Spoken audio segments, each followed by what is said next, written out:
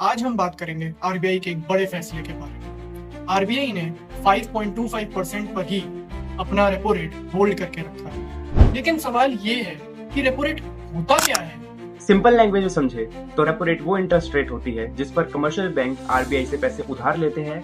अगर repo rate बढ़ती है तो लोन्स महंगे हो जाते हैं और अगर रेपो रेट कम होती है तो होम लोन, कार लोन और बिजनेस लोन सस्ते हो सकते हैं। अब आते हैं एक बड़ी न्यूज पर। आरबीआई ने रेपो रेट 5.25% पर ही होल्ड करके रखा है और उनकी पॉलिसी भी न्यूट्रल रखी है। लेकिन आखिर आरबीआई ने ऐसा क्यों किया?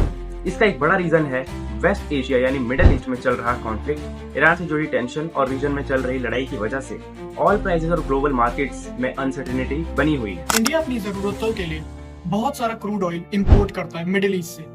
अगर मिडिल ईस्ट में टेंशन बढ़ती है तो क्रूड ऑयल भी महंगा हो सकता है और अगर क्रूड ऑयल महंगा होगा तो इंडिया में भी महंगाई का खतरा बढ़ सकता है। इसी अनसर्टेनिटी को देखते हुए आरबीआई ने अभी वेट एंड वॉच अप्रोच अपनाई है। आरबीआई का मानना है कि जल्दबाजी में रेट बढ़ाना या घटाना दोनों ही रिस्की हो सकता है। आरबीआई ने इन्फ्लेशन फोरकास्ट को थोड़ा बढ़ाया है और जीडीपी ग्रोथ एस्टिमेट को भी कुछ कम किया है। इससे पता चलता है कि इंडियन इकोनॉमी पर भी इसका असर पड़ रहा है। फिलहाल आम लोगों के लिए अच्छी बात यह है कि होम लोन और दूसरे लोन्स की ईएमआई में तुरंत कोई बड़ा बदलाव नहीं आएगा क्योंकि रेपो रेट भाई 5.25% बनी हुई। तो दोस्तों, आरबीआई ने रेपो रेट को 5.25% पर ही होल्ड करके रखा है। अगर मिडिल ईस्ट की टेंशन्स में कुछ ऊंच नीच होती है तो आरबीआई भी अपनी पॉलिसी में चेंजेस ला सकता है क्योंकि उसकी नजर मिडिल ईस्ट के ऊपर पूरी बनी हुई है। आपको क्या लगता है, आरबीआई का ये फैसला सही है या नहीं? कमेंट करके जरूर बताएं।